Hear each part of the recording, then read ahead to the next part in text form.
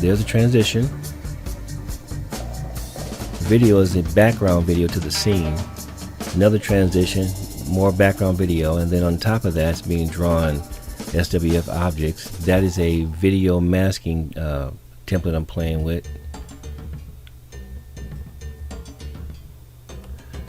Now here's a image being drawn, then the transition happens to another background video and objects drawn on top of that. That's how we're getting the fluid motion. Okay, and another transition.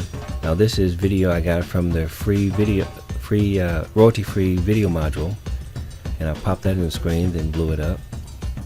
Now I'm going to have another transition out of that into another background video with an SWF drawn on top of that, and that's the end. So those are transitions. Now here's what we're going to build right now.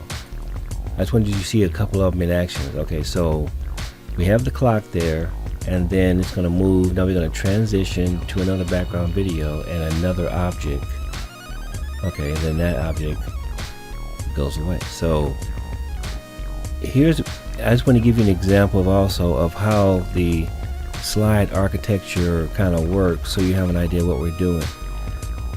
When you're looking at the blocks up here on the screen, I am representing those blocks here. And then when you go to the scene tab, there's a background video that plays throughout the whole scene. This is one scene here, this is one scene here. How do you know the difference? Because there's a black bar between the scenes, so you can tell which is which. So here's one scene, here's another scene, here's that background video plays throughout the whole scene, no matter what you're doing. New scene starts, new video starts. So then you put your clock here and you put your guide there, you bring a video in or image.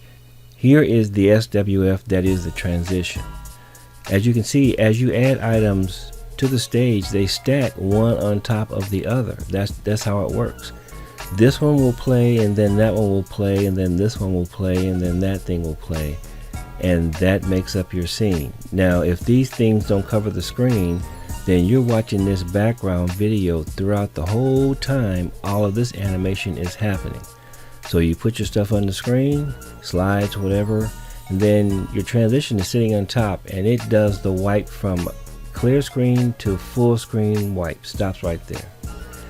Then here's your new scene. Now the first action you want to do in the next scene, in order, this scene right here, right, the next thing you want to do is put the ending part of the transition, so it goes from full screen covered to 0, and it reveals what's underneath, which will be the background video.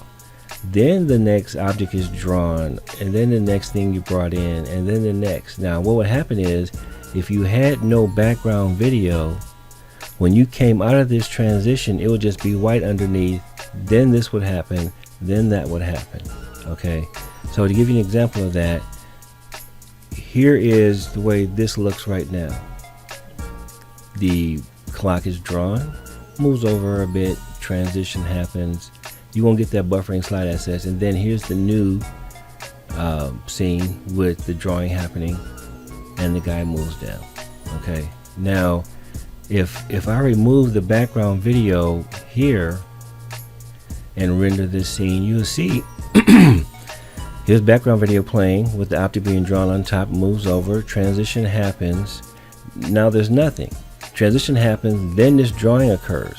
So you have to have something in the background video, or this is what you will end up with. So now if I go back and put something in the background